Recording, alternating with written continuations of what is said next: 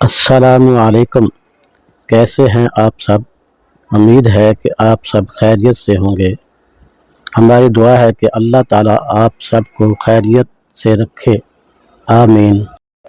پیارے بھائیو، ہمارے پیارے نبی صلی اللہ علیہ وآلہ وسلم کی ایک چھوٹی سی حدیث پیش کروں گا۔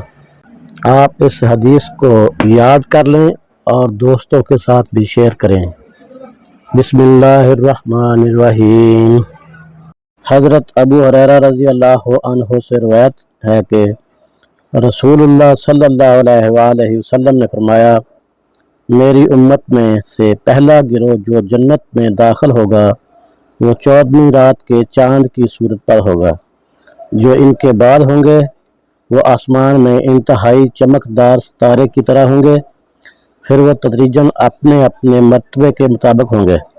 وہ پخانہ کریں گے، نہ پیشاب نہ ناک سینکیں گے نہ تھوکیں گے۔ ان کی کنگھیاں سونے کی ہوں گی، انگیٹھیاں معطر عود کی اور پسینہ کستوری کا ہوگا۔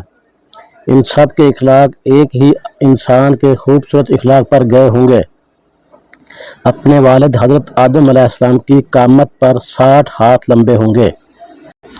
صحیح مسلم حدیث نمبر 7150۔ ابو رافع نے حضرت ابو ہریرہ رضی اللہ عنہ سے اور انہوں نے نبی صلی اللہ علیہ وآلہ وسلم سے روایت کی کہ آپ صلی اللہ علیہ وآلہ وسلم نے فرمایا، جو شخص جنت میں داخل ہوگا وہ ناز و نام میں ہوگا، کبھی تنگ حال نہ ہوگا، اس کا لباس پرانا ہوگا، نہ اس کی جوانی ڈھلے گی۔ صحیح مسلم حدیث نمبر 7156۔ پیارے دوستو، مزید اس طرح کی ویڈیوز کو دیکھنے کے لیے چینل کو سبسکرائب کر لیں۔